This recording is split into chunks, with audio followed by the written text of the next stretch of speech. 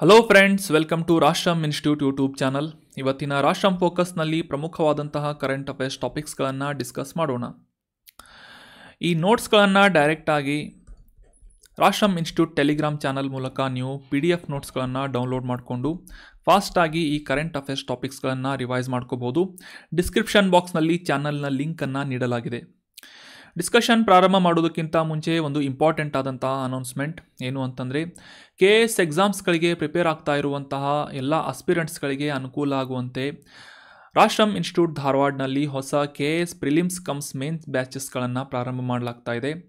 Interest ಇರುವಂತಹ ಎಲ್ಲ ಅಭ್ಯರ್ಥಿಗಳು ಸಪ್ತಾಪುರ್ ಲಾಸ್ಟ್ ಬಸ್ ಸ್ಟಾಪ್ ಬಳಿ ಇರುವಂತಹ ರಾಷ್ಟ್ರಂ ಇನ್ಸ್ಟಿಟ್ಯೂಟ್ ಬ್ರ್ಯಾಂಚ್ಗೆ ಡೈರೆಕ್ಟಾಗಿ ಭೇಟಿ ನೀಡುವುದರ ಮೂಲಕ ಈ KS ಬ್ಯಾಚಸ್ಗಳಿಗೆ ಜಾಯಿನ್ ಆಗ್ಬೋದು. ಅಥವಾ ಈ KS ಪ್ರಿಪ್ರೇಷನ್ಗೆ ರಿಲೇಟ್ ಆಗಿ ಏನಾದರೂ ಡೌಟ್ಸ್ಗಳಿವೆ, ಕ್ವೆರೀಸ್ಗಳಿವೆ ಅಂತಂದರೆ ಈ ಕಾಂಟ್ಯಾಕ್ಟ್ ನಂಬರನ್ನು ಸಂಪರ್ಕಿಸುವುದರ ಮೂಲಕ ನಿಮ್ಮ ಕ್ವೆರೀಸ್ಗಳನ್ನು ಕ್ಲಿಯರ್ ಮಾಡಿಕೊಂಡು ಅಡ್ಮಿಷನನ್ನು ಮಾಡ್ಕೋಬೋದಾಗಿದೆ. ಇನ್ನು ಇವತ್ತಿನ ಡಿಸ್ಕಷನನ್ನು ಪ್ರಾರಂಭ ಮಾಡೋಣ.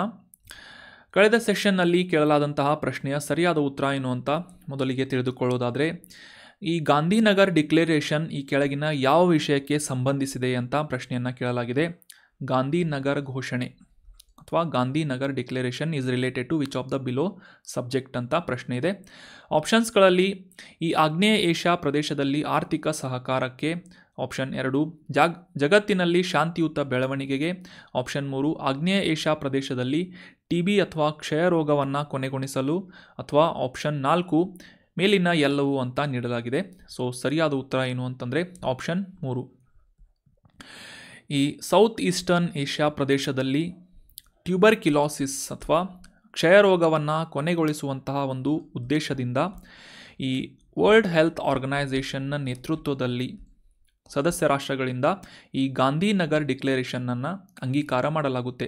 So option 3 is right answer. ಈ ಗಾಂಧಿನಗರ್ ಡಿಕ್ಲೇರೇಷನ್ ಕುರಿತಾದಂತಹ ಕೆಲವೊಂದಿಷ್ಟು ಇಂಪಾರ್ಟೆಂಟ್ ಮಾಹಿತಿಗಳು ಎಕ್ಸಾಮಿನೇಷನ್ ಪರ್ಸ್ಪೆಕ್ಟಿವ್ ನಮಗೆ ಇಂಪಾರ್ಟೆಂಟ್ ಆಗುವುದರಿಂದ ಇದರ ಬಗ್ಗೆ ಅಂಡರ್ಸ್ಟ್ಯಾಂಡ್ ಮಾಡ್ಕೊಳ್ಳೋದಕ್ಕೆ ಟ್ರೈ ಮಾಡೋಣ.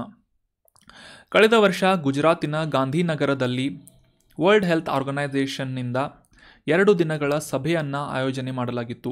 ಇದರ ಮುಖ್ಯ ಉದ್ದೇಶ ಏನಾಗಿತ್ತು ಅಂತಂದರೆ, 2030ನೇ ಇಸವಿಯವರೆಗೆ ಈ ಎಲ್ಲ ಸದಸ್ಯ ರಾಷ್ಟ್ರಗಳು ಅಂದರೆ ಈ ಆಗ್ನೇಯ ಏಷ್ಯಾ ಪ್ರದೇಶದಲ್ಲಿರುವಂತಹ ರಾಷ್ಟ್ರಗಳು 2030ನೇ ಇಸವಿಯವರೆಗೆ ಕ್ಷಯ ರೋಗವನ್ನು ಸಂಪೂರ್ಣವಾಗಿ ನಿರ್ಮೂಲ ಮಾಡುವಂತಹ ಒಂದು ಗುರಿಯನ್ನು ಅಥವಾ ಒಂದು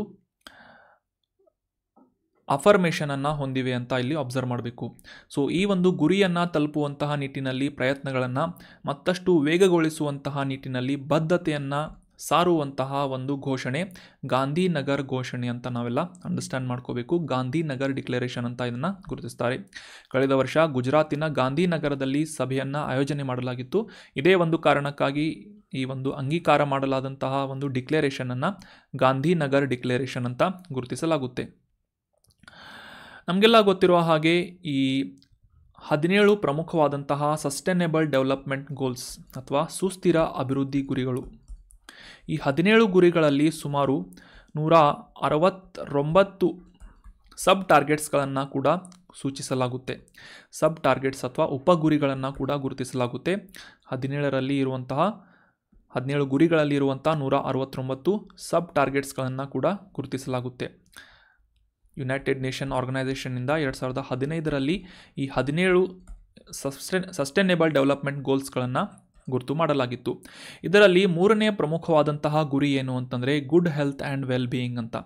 ಉತ್ತಮ ಆರೋಗ್ಯ ಮತ್ತು ಯೋಗಕ್ಷೇಮ ಅನ್ನುವ 3ನೇ ಗುರಿಯ ಪ್ರಮುಖವಾದಂತಹ ಸಬ್ ಟಾರ್ಗೆಟ್ ಆದಂತಹ ಫೈಟ್ ಕಮ್ಯುನಿಕೇಬಲ್ ಡಿಸೀಸ್ ಅಂದರೆ ಸಾಂಕ್ರಾಮಿಕ ರೋಗಗಳನ್ನು ಅವುಗಳ ವಿರುದ್ಧ ಹೋರಾಡುವಂತಹ ಒಂದು ಸಬ್ ಟಾರ್ಗೆಟನ್ನು ಸೆಟ್ ಮಾಡಲಾಗಿದೆ. 3.3 ಟಾರ್ಗೆಟ್ ಅಂತ ಇದನ್ನು ಗುರುತಿಸಲಾಗುತ್ತೆ. ಅಂದರೆ ಈ 3ನೇ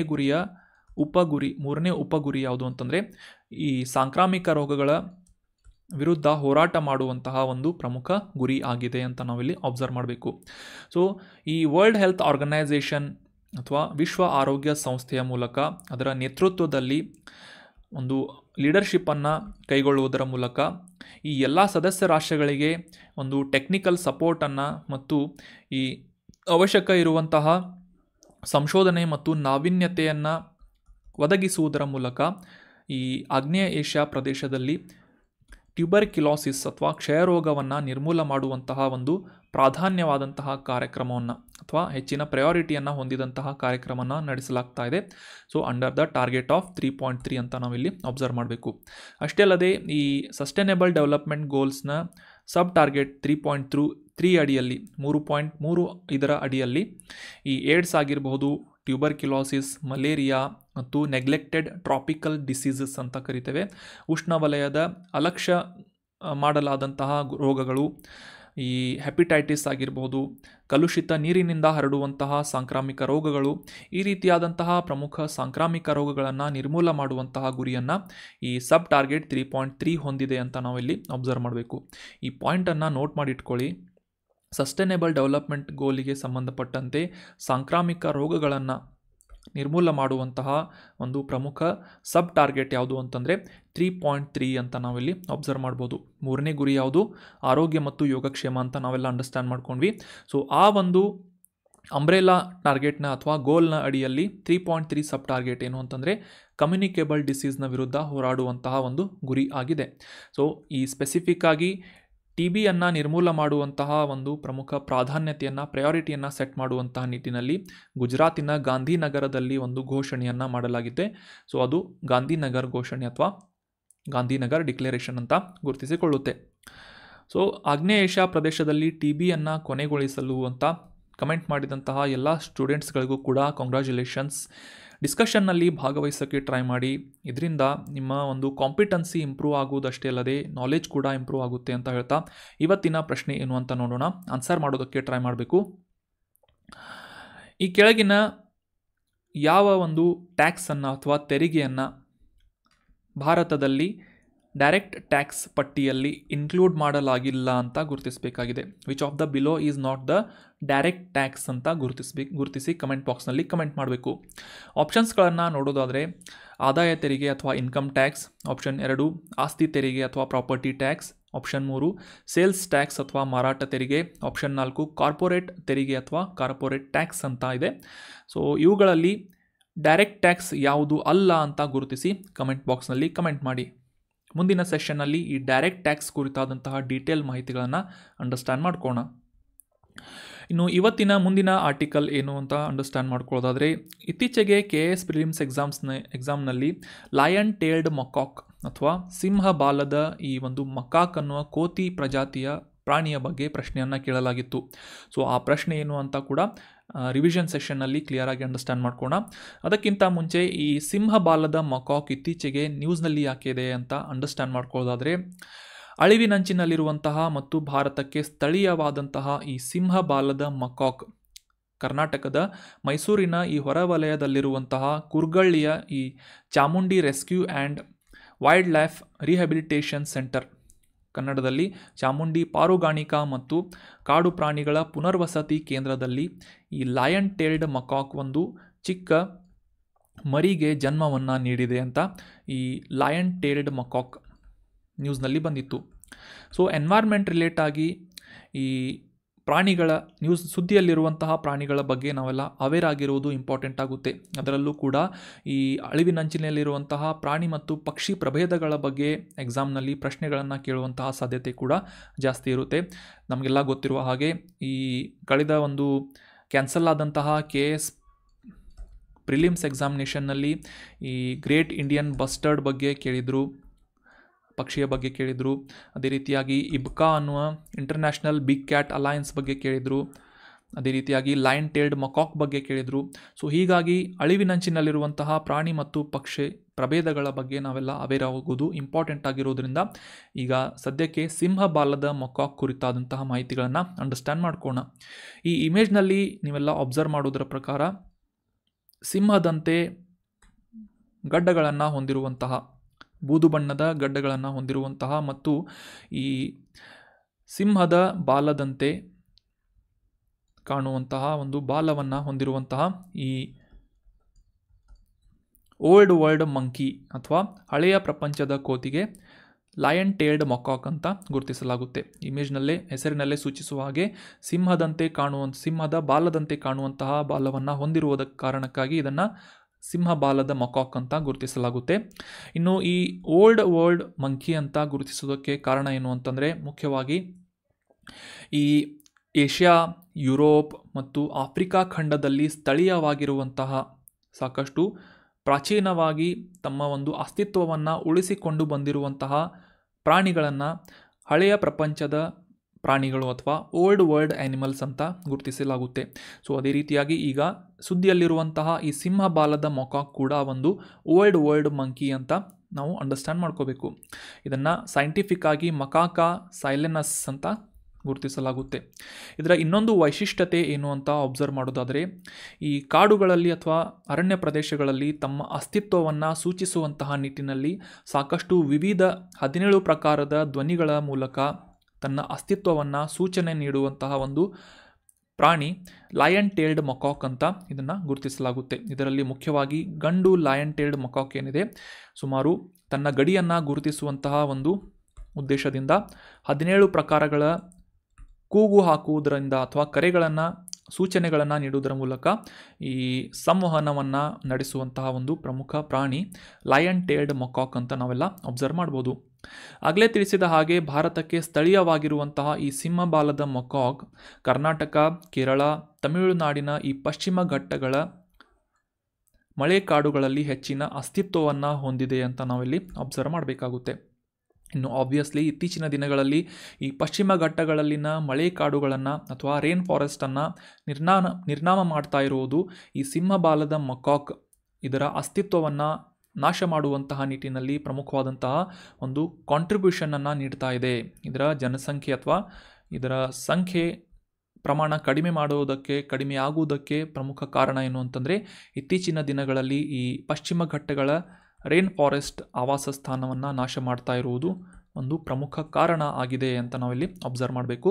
ಸೊ ಇದೇ ಒಂದು ಕಾರಣಕ್ಕಾಗಿ ಸದ್ಯಕ್ಕೆ ಈ ಸಿಂಹಬಾಲದ ಮಕಾಕನ್ನು ಸಂರಕ್ಷಣೆ ಮಾಡುವಂತಹ ನಿಟ್ಟಿನಲ್ಲಿ ಪ್ರಮುಖ ಕ್ರಮಗಳನ್ನು ಕೈಗೊಳ್ಳಲಾಗ್ತಾ ಇದೆ. ಅದರಲ್ಲಿ ಮುಖ್ಯವಾಗಿ international union for conservation of nature IUCN ಅನ್ನುವ ಈ ಒಂದು NGOನ ಕೆಂಪು ಪಟ್ಟಿಯಲ್ಲಿ ರೆಡ್ ಲಿಸ್ಟ್ನಲ್ಲಿ ಈ ಸಿಂಹಬಾಲದ ಮೊಕಾಕನ್ನು ಅಳಿವಿನಂಚಿನಲ್ಲಿರುವಂತಹ ಅಥವಾ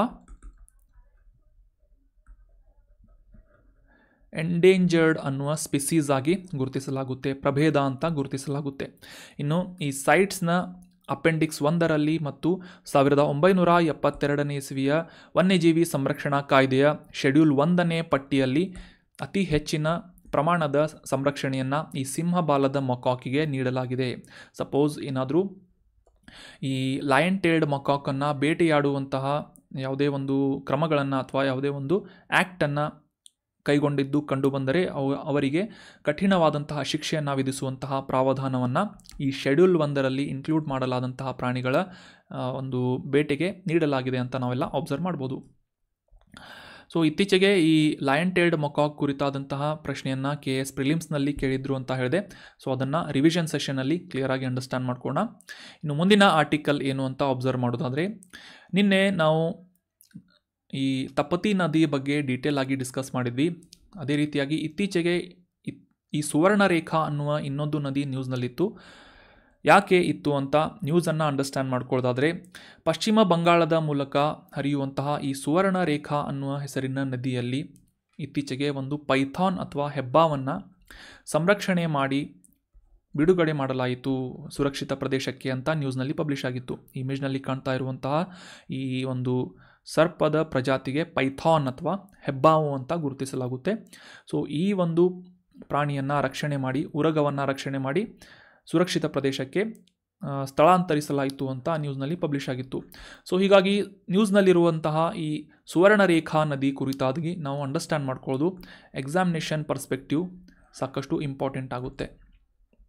ಸೊ ಇದನ್ನು ಈಗ ಕ್ಲಿಯರಾಗಿ ಅಂಡರ್ಸ್ಟ್ಯಾಂಡ್ ಮಾಡ್ಕೊಳ್ಳೋಣ ಮ್ಯಾಪಿಂಗ್ ಮುಖಾಂತರ. ಭಾರತದ ಮಧ್ಯಭಾಗದಲ್ಲಿ ಪೂರ್ವಾಭಿಮುಖವಾಗಿ ಹರಿಯುವಂತಹ ಪ್ರಮುಖ ನದಿಗಳಲ್ಲಿ ಸುವರ್ಣರೇಖಾ ನದಿ ಕೂಡ ಒಂದಾಗಿದೆ. ಜಾರ್ಖಂಡ್, ಪಶ್ಚಿಮ ಬಂಗಾಳ, ಒಡಿಶಾ ರಾಜ್ಯಗಳ ಮೂಲಕ ಹರಿದು ಬೇ ಆಫ್ ಬೆಂಗಾಲ್ ಅಥವಾ ಬಂಗಾಳ ಕೊಲ್ಲಿಗೆ ಸೇರುವಂತಹ ಪೂರ್ವಾಭಿಮುಖಕ್ಕೆ ಹರಿಯುವಂತಹ ಒಂದು ಪ್ರಮುಖ ನದಿ ಸುವರ್ಣರೇಖಾ ಅಥವಾ ಇದರ ಸರಿಯಾದ ಒಂದು ಮೀನಿಂಗ್ ಏನಾಗುತ್ತೆ, ಚಿನ್ನದ ಗೆರೆ ಅಥವಾ ಸುವರ್ಣರೇಖೆ ಅಂತ ಇದನ್ನು ನಾವು ಅಬ್ಸರ್ವ್ ಮಾಡ್ಬೋದು. ಇನ್ನು ಈ ಸುವರ್ಣರೇಖಾ ನದಿಯ ಉಗಮ ಸ್ಥಾನವನ್ನು ಅಬ್ಸರ್ವ್ ಮಾಡೋದಾದರೆ ಜಾರ್ಖಂಡ್ ರಾಜ್ಯದ ರಾಂಚಿ ಜಿಲ್ಲೆಯಲ್ಲಿ ನಗ್ರಿ ಅನ್ನುವ ಗ್ರಾಮದ ಸುಮಾರು 600 ಮೀಟರ್ ಎತ್ತರದ ಒಂದು ಬೆಟ್ಟದ ಮೂಲಕ ಹರಿಯುವಂತಹ ನದಿ ಸುವರ್ಣರೇಖಾ ನದಿ ಅಂತ ನಾವೆಲ್ಲ ಅಬ್ಸರ್ವ್ ಮಾಡಬೇಕು. ಸೊ ಮುಖ್ಯವಾಗಿ ಈ ಛೋಟಾ ನಾಗ್ಪುರ್ ಪ್ರದೇಶದ ಈ ತಾಮ್ರದ ನಿಕ್ಷೇಪ ಇರುವಂತಹ ಪ್ರದೇಶದಿಂದ ಹರಿದು ಬರುವಂತಹ ಸುವರ್ಣರೇಖಾ ನದಿ ಹುಂಡ್ರು ಅನ್ನುವ ಜಲಪಾತವನ್ನು ಕೂಡ ಸೃಷ್ಟಿಸುತ್ತದೆ. ಆಗಲೇ ತಿಳಿಸಿದ ಹಾಗೆ ಪೂರ್ವಾಭಿಮುಖವಾಗಿ 3 ಪ್ರಮುಖ ರಾಜ್ಯಗಳ ಮೂಲಕ ಹರಿಯುವಂತಹ ಸುವರ್ಣರೇಖಾ ನದಿ ಪ್ರಮುಖವಾಗಿ ಈ ಕೈಗಾರಿಕಾ ಪಟ್ಟಣಗಳ ಮೂಲಕ ಹರಿದು ಪಶ್ಚಿಮ ಬಂಗಾಳ ಕೊಲ್ಲಿಯನ್ನು ಸೇರುತ್ತೆ ಅಂತ ನಾವಿಲ್ಲಿ ಅಬ್ಸರ್ವ್ ಮಾಡ್ಬೋದು. ಈ ಪ್ರಮುಖ ಕೈಗಾರಿಕಾ ಪಟ್ಟಣಗಳು ಯಾವುವು ಅಂತಂದರೆ ಜಮ್ಶೆಡ್ಪುರ್ ಸ್ಟೀಲ್ ಪ್ಲಾಂಟ್ ಇದೆ, ಟಾಟಾದ ಸ್ಟೀಲ್ ಪ್ಲಾಂಟ್ ಇದೆ ಅಂತ ನಮಗೆಲ್ಲ ಗೊತ್ತು. ಚೈಬಾಸಾ, ರಾಂಚಿ ಮತ್ತು ಭದ್ರಕ್ ಅನ್ನುವ ಪ್ರಮುಖ ಕೈಗಾರಿಕಾ ಪಟ್ಟಣಗಳು ಈ ಸುವರ್ಣರೇಖಾ ನದಿಯ ದಂಡೆಯ ಮೇಲೆ ಇದೆ ಅಂತ ನಾವೆಲ್ಲ ಅಬ್ಸರ್ವ್ ಮಾಡಬೇಕು.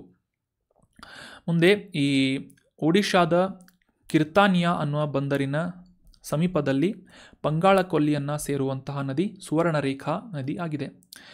ಅದೇ ರೀತಿಯಾಗಿ ಕಂಚಿ, ಕಾರ್ಖೈ ಮತ್ತು ಕರ್ಕರಿ ಅನ್ನುವ ಪ್ರಮುಖ ಉಪನದಿಗಳನ್ನು ಹೊಂದಿಕೊಂಡು ಸುವರ್ಣರೇಖಾ ನದಿ ಜಲಾನಯನ ಪ್ರದೇಶವನ್ನು ಸೃಷ್ಟಿಸುತ್ತೆ ಅಂತ ನಾವೆಲ್ಲ ಅಬ್ಸರ್ವ್ ಮಾಡ್ಬೋದು. ಈ ಮ್ಯಾಪ್ನಲ್ಲಿ ಕ್ಲಿಯರ್ ಆಗಿ ಅಬ್ಸರ್ವ್ ಮಾಡ್ಬೋದು. ಸುವರ್ಣರೇಖಾ ನದಿ ಸ್ಪೆಸಿಫಿಕ್ ಆಗಿ ಈ ಒಂದು ಭಾಗವನ್ನು ಅಬ್ಸರ್ವ್ ಮಾಡೋಣ. ಝೂಮ್ ಮಾಡಿ ನೋಡಿದಾಗ ಈ ಮಹಾನದಿಗೆ ಸಮಾನಾಂತರವಾಗಿ ಅಥವಾ ಪ್ಯಾರಲಲ್ ಆಗಿ ಜಾರ್ಖಂಡ್ನಲ್ಲಿ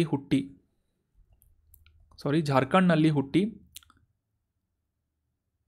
ಹರಿಯುವಂತಹ ಒಂದು ಪೂರ್ವಾಭಿಮುಖವಾಗಿ ಹರಿಯುವಂತಹ ಒಂದು ನದಿ ಸುವರ್ಣರೇಖಾ ಅಂತ ನಾವಿಲ್ಲಿ ಅಬ್ಸರ್ವ್ ಮಾಡ್ಬೋದು. ಬ್ರಾಹ್ಮಣಿ ನದಿಗೆ ಇದು ಪ್ಯಾರಲಲ್ ಆಗಿ ಗುರುತಿಸಿಕೊಳ್ಳುತ್ತೆ. ಜಾರ್ಖಂಡ್ನ ರಾಂಚಿ ಜಿಲ್ಲೆಯಲ್ಲಿ ಸುಮಾರು 600 ಮೀಟರ್ ಎತ್ತರದ ಒಂದು ಬೆಟ್ಟದ ಮೇಲೆ ಉಗಮವಾಗಿ ಪೂರ್ವಾಭಿಮುಖವಾಗಿ ಹರಿದು ಒಡಿಶಾದ ಒಂದು ಬಂದರಿನ ಮೂಲಕ ಬೇ ಆಫ್ ಬೆಂಗಾಲ್ ಅಥವಾ ಬಂಗಾಳ ಕೊಲ್ಲಿಯನ್ನು ಸೇರುವಂತಹ ನದಿ ಸುವರ್ಣರೇಖಾ ನದಿ ಅಂತ ನಾವೆಲ್ಲ ಅಬ್ಸರ್ವ್ ಮಾಡಿದ್ವಿ. ಸೊ ಇತ್ತೀಚೆಗೆ ಈ ಸುವರ್ಣರೇಖಾ ನದಿಯಲ್ಲಿ ಒಂದು ಪೈಥಾನನ್ನು ರೆಸ್ಕ್ಯೂ ಮಾಡಿ ಸುರಕ್ಷಿತ ಪ್ರದೇಶಕ್ಕೆ ಸ್ಥಳಾಂತರಿಸಲಾಗಿದೆ ಅಂತ ನಾವು ಅಬ್ಸರ್ವ್ ಮಾಡ್ಬೋದು.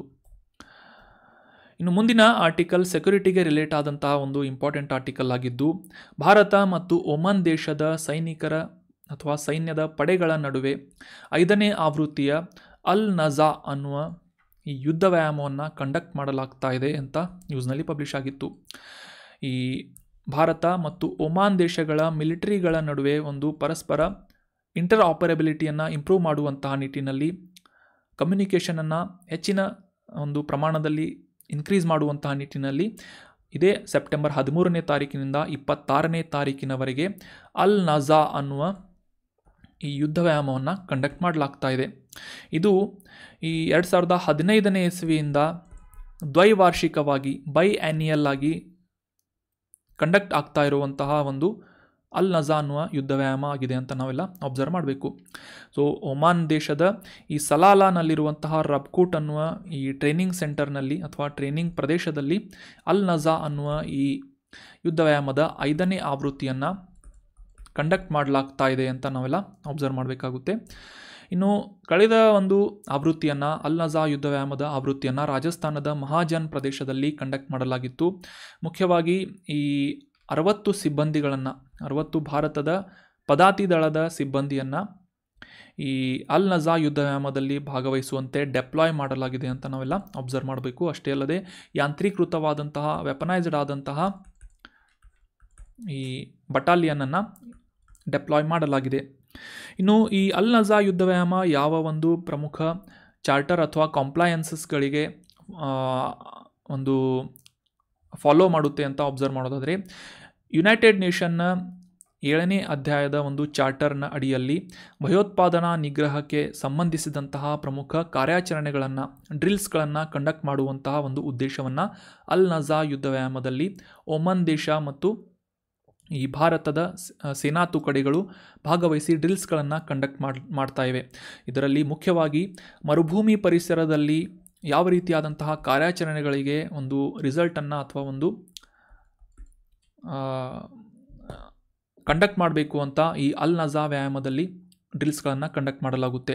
ಮುಖ್ಯವಾಗಿ ಈ ಯುದ್ಧ ತಂತ್ರ ಅಥವಾ ಸ್ಟ್ರಾಟಜಿಕಲ್ ಪಾಯಿಂಟ್ ಆಫ್ ವ್ಯೂ ಆಗಿರ್ಬೋದು, ಕಾರ್ಡನ್ ಮತ್ತು ಈ ಸರ್ಚ್ ಆಪರೇಷನ್ಸ್ಗಳಾಗಿರ್ಬೋದು, ಬಿಲ್ಟಪ್ ಏರಿಯಾಗಳಲ್ಲಿ ಎದುರಾಳಿಗಳನ್ನು ಮತ್ತು ಭಯೋತ್ಪಾದನಾ ನಿಗ್ರಹವನ್ನು ಮಾಡುವಂತಹ ಕಾರ್ಯಾಚರಣೆಗಳು ಮತ್ತು ಈ ಮೊಬೈಲ್ ವೆಹಿಕಲ್ ಚೆಕ್ ಪೋಸ್ಟ್ಗಳ ಸ್ಥಾಪನೆ ಯಾವ ರೀತಿಯಾಗಿ ಮಾಡಬಹುದು, ಕೌಂಟರ್ ಡ್ರೋನ್ ಅಟ್ಯಾಕನ್ನು ಮತ್ತು ಈ ರೂಮ್ ಇಂಟರ್ವೆನ್ಷನ್ಸ್ಗಳಂತಹ ಪ್ರಮುಖ ಆಪರೇಷನ್ಸ್ಗಳನ್ನು ಈ ಅಲ್ ನಜಾ ಯುದ್ಧ ವ್ಯಾಯಾಮದಲ್ಲಿ ಭಾಗವಹಿಸುವಂತಹ ಒಮನ್ ಮತ್ತು ಭಾರತದ ಸೈನಿಕರು ಮಾಡಲಿದ್ದಾರೆ ಅಂತ ನಾವೆಲ್ಲ ಅಬ್ಸರ್ವ್ ಮಾಡ್ಬೋದು.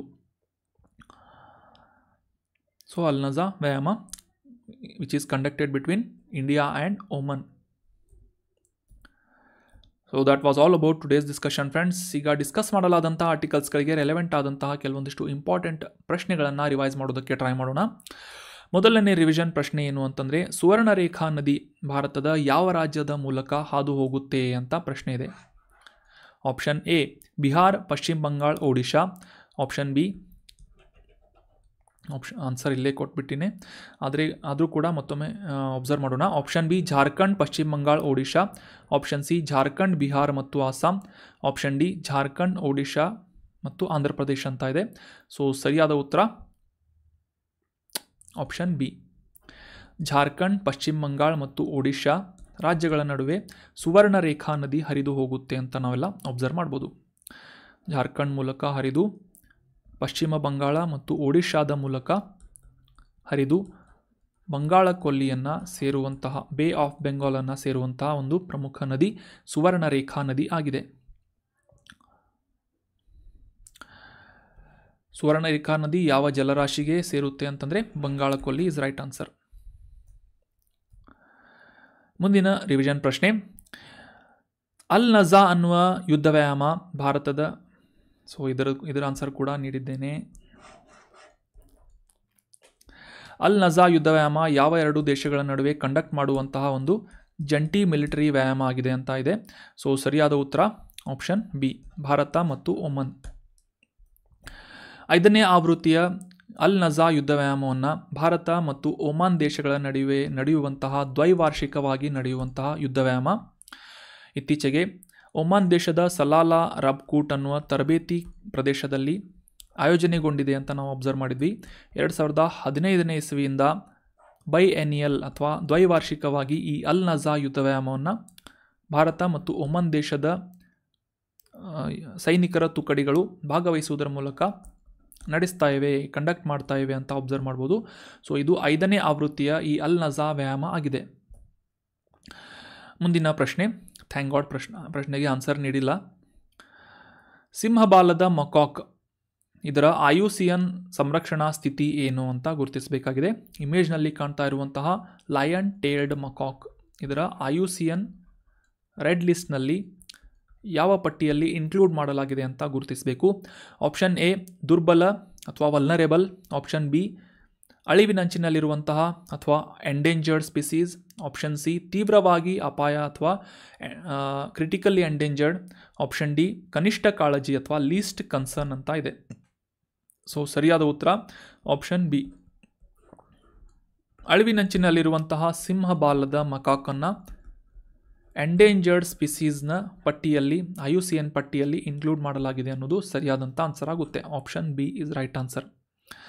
ಅದೇ ರೀತಿಯಾಗಿ ಸೈಟ್ಸ್ನ ಅಪೆಂಡಿಕ್ಸ್ 1 ಮತ್ತು 1972ರ ಶೆಡ್ಯೂಲ್ 1ರಲ್ಲಿ ಈ ಒಂದು ವನ್ಯಜೀವಿ ಸಂರಕ್ಷಣಾ ಕಾಯ್ದೆಯ ಶೆಡ್ಯೂಲ್ 1ರಲ್ಲಿ ಸಿಂಹಬಾಲದ ಮಕಾಕನ್ನು ಸೇರ್ಪಡೆಗೊಳಿಸಿ ಹೆಚ್ಚಿನ ಪ್ರಮಾಣದ ಒಂದು ಸುರಕ್ಷತೆಯನ್ನು ಒದಗಿಸಲಾಗಿದೆ. ಇದು ಭಾರತಕ್ಕೆ ಸ್ಥಳೀಯವಾದಂತಹ ಮುಖ್ಯವಾಗಿ ಕರ್ನಾಟಕ, ಕೇರಳ ಮತ್ತು ತಮಿಳುನಾಡಿನ ಪಶ್ಚಿಮ ಘಟ್ಟಗಳಲ್ಲಿ ಕಂಡುಬರುವಂತಹ ಒಂದು ಪ್ರಾಣಿ ಆಗಿದೆ. ಇನ್ನು KS ಪ್ರಿಲಿಮ್ಸ್ ಎಕ್ಸಾಮ್ಸ್ನಲ್ಲಿ ಕೇಳಲಾದಂತಹ ಒಂದು ಪ್ರಶ್ನೆ, ಈ ಸಿಂಹಬಾಲದ ಮಕಾಕ್ ಬಗ್ಗೆ ಈ ಕೆಳಗಿನ ಯಾವ ಹೇಳಿಕೆ ಸರಿಯಾಗಿದೆ ಅಂತ ಗುರುತಿಸಬೇಕು. ಆಪ್ಷನ್ ಎ ಕರ್ನಾಟಕ ಅರಣ್ಯ ಇಲಾಖೆಯು ಮತ್ತು ಕೊಯಂಬತ್ತೂರು ಪ್ರದೇಶದ ಸಲೀಂ ಅಲಿ ಕೇಂದ್ರ ಪಕ್ಷಿ ವಿಜ್ಞಾನ ಹಾಗೂ ಪ್ರಕೃತಿ ಚರಿತ್ರೆ ಸ್ಯಾಕೋನ್ ಅನ್ನುವ ಸಂಸ್ಥೆ ನಡೆಸಲಾದಂತಹ ಅಧ್ಯಯನದ ಪ್ರಕಾರ ಕರ್ನಾಟಕದಲ್ಲಿ ಈ ಸಿಂಹಬಾಲವುಳ್ಳ ಮೊಕಾಕ್ಗಳು ವಿಶ್ವದಲ್ಲಿ ಅತಿ ಹೆಚ್ಚಿನ ಸಂಖ್ಯೆಯನ್ನು ಹೊಂದಿವೆ ಅಂತ ಇದೆ ಆಪ್ಷನ್ ಎ ಅಥವಾ ಸ್ಟೇಟ್ಮೆಂಟ್ ಎ. ಎರಡನೇ ಸ್ಟೇಟ್ಮೆಂಟ್ ಏನು ಅಂತಂದರೆ ಲಯನ್ ಟೇಲ್ಡ್ ಮೊಕಾಕ್ಗಳು ಹೆಚ್ಚು ಮೇಲಾವರಣವನ್ನು ಹರಡಿಕೊಂಡಿರುವಂತಹ ನಿತ್ಯ ಹರಿದ್ವರ್ಣ ಕಾಡುಗಳ ಸೂಚಕಗಳಾಗಿವೆ ಹಾಗೂ ವಿರಳವಾಗಿ ನೆಲದ ಮೇಲೆ ಕಂಡುಬರುತ್ತವೆ ಅಂತ ಇದೆ ಆಪ್ಷನ್ ಸಿ ಅಥವಾ ಸ್ಟೇಟ್ಮೆಂಟ್ ಸಿ.